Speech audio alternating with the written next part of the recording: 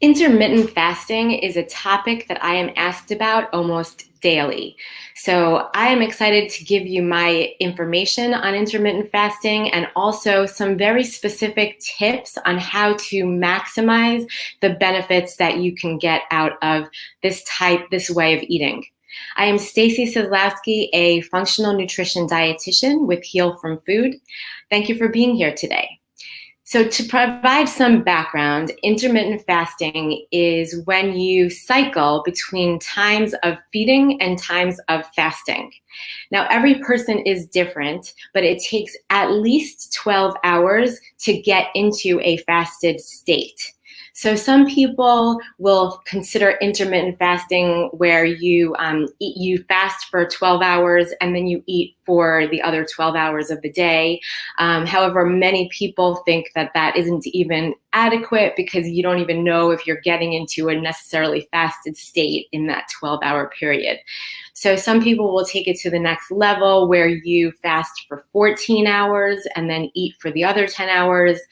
Other people will do 16 hours and then eat during 8 hours of the day. And some people will go as far as to just eating one meal per day or doing alternate day fasts. And then even farther to across that to the other extent is to fast for up to 3 or 5 days, sometimes even 7. So the majority of you aren't going to that far of an extent, but I will tell you, you may have heard that intermittent fasting stimulates a process called autophagy, which is quite literally where your cells eat themselves, and it gives your body an opportunity to create new and healthier cells. So it takes at least 3 to 5 days, and again, it's different for everyone, to stimulate the process of autophagy. You would have to fast for about 3 to 5 days to have that process be stimulated. So for the most of you, you probably won't be getting to a point where your body is going through the process of autophagy. So just to let you know, that's not something that for the majority of you that will be happening. However, what will happen in those shorter fasts is that, number one, you're cutting down your caloric intake because you're only eating for fewer hours during the day. You are improving your insulin sensitivity. You're improving your blood glucose regulation, so your blood sugars will be more in balance, and you will also decrease inflammation. So those are all benefits that most of us can really benefit from. But I really do want to focus on some really important things to think about as you move through this process and consider doing this type of eating. Number one is that circadian rhythm is really important, having a healthy circadian rhythm, which means that you wake up refreshed in the morning, you have a big surge of cortisol in the morning, which gives you the energy. Hopefully you're getting a little bit of sunlight exposure, and you have energy to move through the day. And as the day goes on, cortisol declines, and then towards the night is where you start to feel tired and ready to go back to sleep. So a lot of times if you're doing intermittent fasting and decide, well, I'll just skip breakfast and you won't eat until lunch because you ate sort of late last night, then that could interfere with your circadian rhythm, which means that you will no longer have that surge of cortisol in the morning. You might not have that same pattern, that healthy pattern that shows that you're in the right balance. So if you start to feel that way, where you feel tired in the morning, where your cortisol is not going through that same pattern that it usually does, then that's a sign that you're not possibly doing intermittent fasting to the most healthful way.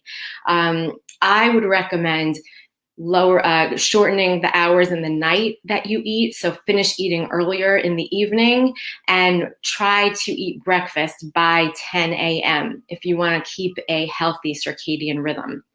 Another thing that's really interesting is that the bacteria that live in our guts, they actually follow a circadian rhythm as well. So that's why it is common for people to have a bowel movement in the morning, because the bugs that live in our stomachs are doing the same thing that we are with that circadian rhythm. So if you notice that with intermittent fasting, you're no longer having that bowel movement in the morning, and if it's happening like in the evening time, that is a sign possibly that the circadian rhythm of your gut is not in balance anymore. So that's another sign that possibly this intermittent fasting, you maybe want to change the times that you're doing it, or maybe it's just not for you. The last thing I wanted to mention is that one of the benefits of intermittent fasting is that, like I said, it increases insulin sensitivity. It could lower levels of insulin, and it could also lower levels of something called insulin growth factor. Now, for many years, researchers believed that the lower we can get insulin growth factor, IGF, the better off we are.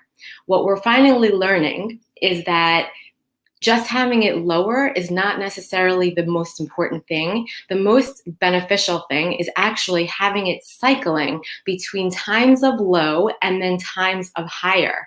So think about IGF going down and up. As going down is when you're fasting, but then going up is when you're replenishing and regrowing. And it's really important to have cycles, times of fast and then times of feast, where you're regrowing and replenishing. And that's similar to what the cycles that our ancestors went through when they had to go through times of feast and times of famine.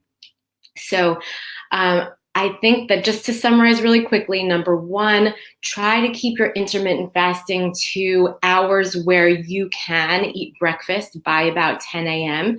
to keep that circadian rhythm healthy. Number two, try also that you pay attention that you're having that bowel movement also in the morning to show that your gut bacteria is following a circadian rhythm. And then three is that you might benefit from cycling between times of intermittent fasting and times of not, so that you have the low IGF sometimes and then higher IGF on other times. I hope that all makes sense, and I'd love to answer your questions. You can find me on social media, Facebook and Instagram at Heal From Food, and you can also email me, Stacy, STACY, at healfromfood.com. Thanks, and see you next time.